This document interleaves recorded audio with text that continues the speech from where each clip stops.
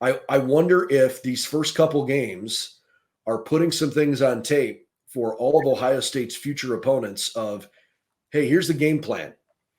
Keep the ball. If you want to beat Ohio State, don't let their offense get on the field for very long. Marvin Harrison can't score if he's not out there. And the new clock rules encourage Ohio State's opponents to bleed the clock. And in 2 straight games, that's exactly what's happened. Ohio State's had 19 possessions in 2 games. That's alarming. That is not very many. And I don't think it's so much a how many plays have they run thing, the way Ryan Day has been kind of stuck on that. But they are getting fewer possessions. I looked this up on the play-by-play to make sure I was right here. In the third quarter, Youngstown State got the ball first, and their first drive of the third quarter was 7.5 minutes long. Ohio State got the ball back and went 3 and out and punted, and Youngstown State didn't give it back to the Buckeyes until there was 3 minutes and 23 seconds left to go in the third quarter. I mean, it's a 15-minute clock, and it felt like that quarter took 22 minutes, like actual time. It flew by. And that's tough for your offense when you're trying to get guys on the field and get reps and by the way, score points and look the part against an inferior opponent. Yeah, it's really hard. And I think this conversation is there's, I think, certain levels to it. Like, I do agree that, a really good game plan for especially an inferior opponent like this, but, think about later on in the year when you're playing some Big Ten opponents that you should beat. They will certainly employ something like this where it's like, hey, if you can milk the clock, that's great. It's really hard to do against Ohio State still. But that's really great. But you put a 7.5-minute drive to get, well, put it that way. If Ohio State's on the field for 4 minutes out of a 15-minute quarter, that's certainly a win.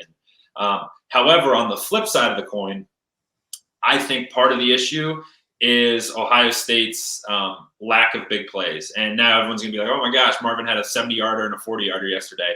I think outside of Marvin Harrison Jr., there's not much of a big play threat on that Ohio State offense. And, I think Emeka and Trey are maybe not to Marv's caliber, but yeah, Emeka in space and Trey in space can be pretty dynamic. Emeka had that 4th and 3 or it was 4th and 2 maybe in a 30-yard touchdown. I think is really good. But I think Trey has the ability to, but, what Travion needs is the offensive line to give him a little bit of a hole to do so. So the things that concerned me from the lack of possessions yesterday were 2 drives, and they were both when Ohio State had the ball. The biggest one, well, there was an 11-play, 90-yard drive, which is a great touchdown drive. That's pretty good.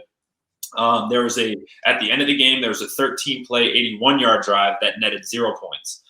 That is unacceptable. That ends in turnover on downs. That was one where it was scored a touchdown. We had to come back on a holding, and then some stuff happened where we didn't get it on 4th down.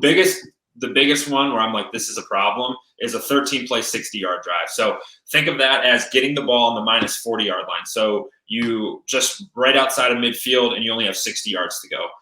What Ohio State team in the last 5 or 6 years takes 13 plays to get a touchdown on that drive? Not many, right?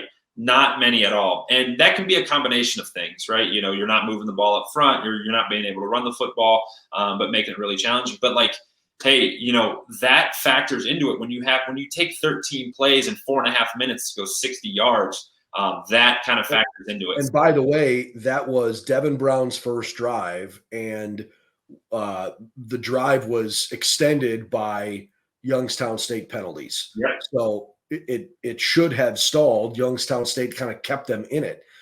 All the more reason why, circling back to what we talked about earlier, I just felt like anybody who was watching this game, like there was not nearly as much clunkiness when Kyle was out there than there was when Devin led the way. It didn't look nearly as smooth. Yeah, it just didn't. And all of it's connected. And yes, I think that the new clock rules do factor into it. It's almost like you're watching an NFL game, right? Like where the clock never stops and it's moving, it goes very quickly. However, you look across the country and there's teams scoring a bunch of points. And that's kind of where I'm like, I'm with you and I'm with Ryan. I get it, but other teams aren't having trouble throwing up big numbers. Mm-hmm. So figure it out.